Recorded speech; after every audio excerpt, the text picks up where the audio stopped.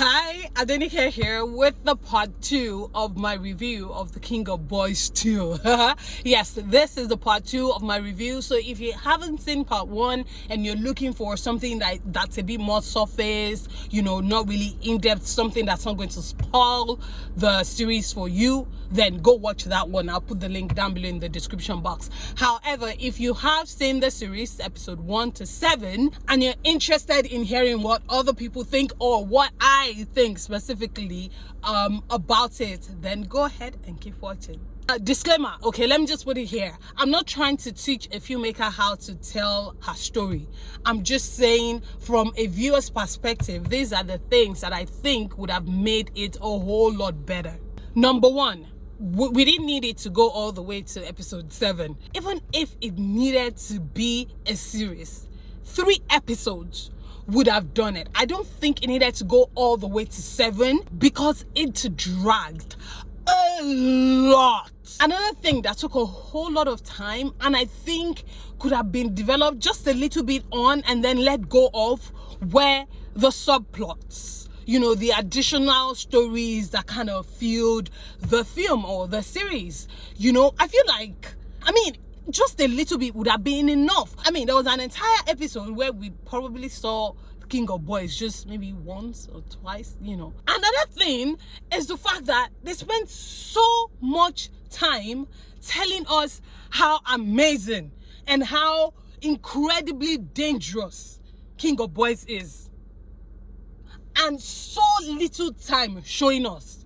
Don't tell me she's scary. Don't tell me she's amazing. Show me. I want to see it. When she's instilling fear in people, I want her to instill fear in me because I have seen her in action, not because they have told me that she is scary.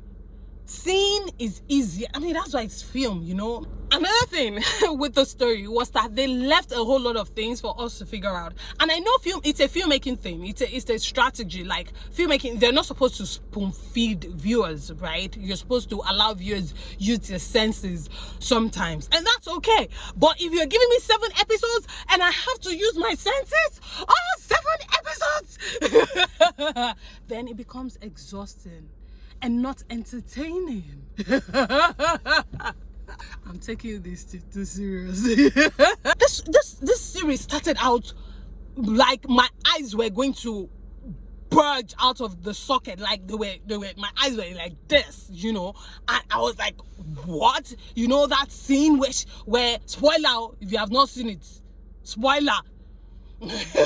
That scene in episode 1 that opened the opening sequence that opened the series, and I was like, oh my gosh, this is going to be mad. I did not even think this was the direction Kemi was going to go. That scene where Shola was hitting herself, and I was like, oh my god, this is so deep. I was excited. And then when I saw Tony Tones, and I was like, oh wait, oh my gosh, oh, this is what she's going through. Oh dang, oh wow. But that excitement, it fizzled out because then we started hearing about where the campaigns. I felt like the introduction of Reminisce Makanaki was quite underwhelming. By the time he came, I was like, oh, I kinda already suspected. 1, I suspected that it was going to come back before even starting the series. And 2, in the opening credits, his name was there. So we already knew we were going to see him at some point. But then by the time he was introduced, I was just like, that's it. This guy died. What else could have been done? The sound design wasn't good. That scene. The sound, the music choice, the camera angles, by the time. And then Reminisce was going to be reintroduced from dead back to life. Right? And it's going to share his scene, his emergence, or should I say re-emergence scene with some boys who are not that relevant to the story and who can't even act particularly like that. Like they just sucked the is it called aura out of Reminisce or Makanaki. It was underwhelming. what happened to the fact that she was hitting herself? We're just going to forget that. So what? Like nothing. And how did Makanaki and King of Boys, Eniola Badmus, Badmus, Eniola Salami, how did both of them make up? When did they make up? This lady shot you.